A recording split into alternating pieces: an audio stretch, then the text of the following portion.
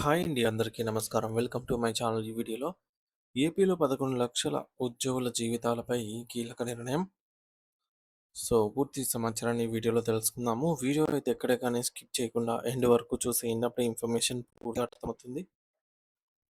Friends, ఒక విషయానికి వచ్చినట్లయితే ఆంధ్రప్రదేశ్ రాష్ట్రంలోని గ్రామ వార్డు సచివాలయ ఉద్యోగుల ఇంక్రిమెంట్ల విడుదల, కాంట్రాక్ట్ ఉద్యోగుల క్రమబద్ధీకరణ, అవుట్సోర్సింగ్ ఉద్యోగులకు ఉద్యోగ భద్రత పెంచడం వంటి సుమారు 29 ప్రధాన డిమాండ్లను పరిష్కరించాలని ఉద్యోగ సంఘాలు గత రెండేళ్లుగా ప్రభుత్వాన్ని కోరుతున్నాయి.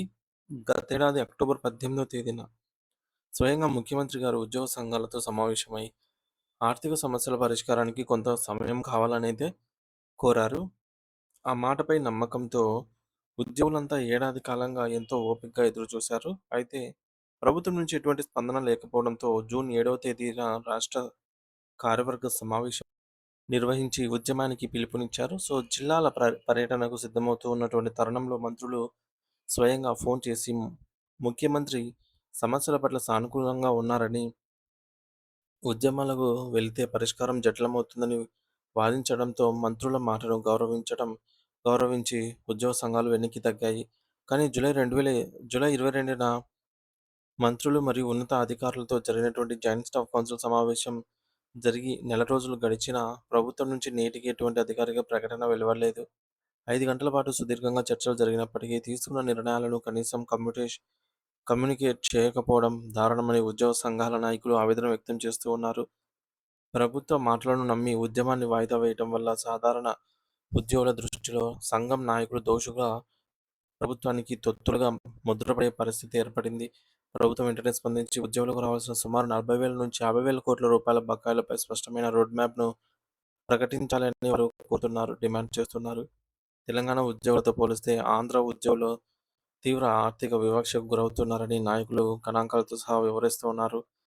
తెలంగాణలో 11 పీఆర్సీ, ఐఆర్ రూపంలో అక్కడి ఉద్యోగులు ఏపీ ఉద్యోగుల కంటే 13% అదనపు జీతం పొందుతున్నారని, దీనికి తోడు పెండింగ్‌లో ఉన్నటువంటి 12% డీఏలను కలిపితే మొత్తం 25% జీతాన్ని ఏపీ ఉద్యోగులు ప్రతి నెల కొ నష్టపోతూ ఉన్నారని వారు పేర్కొన్నారు.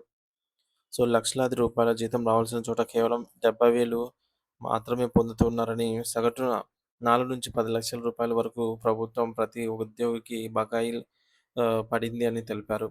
ఐఏఎస్, ఐపీఎస్ అధికారులకు కూడా డీఏలు అందుతున్న సామాన్య ఉద్యోగులకు మాత్రం 5 డీఏలు పెండింగ్‌లో ఉండటం అన్యాయమని వారు ప్రశ్నిస్తున్నారు. అవుట్సోర్సింగ్ ఉద్యోగుల పరిస్థితి మరీ దారుణంగా ఉంది అని, ప్రభుత్వం నడపడంలో సగం వాటా ఉన్న వారి భద్రత కోసం వేసిన మంత్రివర్గ ఉపసంఘం ఏమైందో ఎవరికీ తెలియటం లేదని నాయకులు విమర్శించారు. పీఆర్సీ కమిషన్ ఏర్పాటు చేయకపోవడం వల్ల అదనపు పెన్షన్ కోటాను తగ్గించడం వంటి చర్యలు ఉద్యోగ వర్గాలను తీవ్ర నిరాశకు గురిచేశాయి. ఈ నేపథ్యంలో ఆగస్టు 28వ తేదీ నుంచి ఉద్యమ కార్యాచరణను ప్రారంభిస్తున్నట్టు ఉద్యోగ సంఘాల నాయకులు ప్రకటించారు.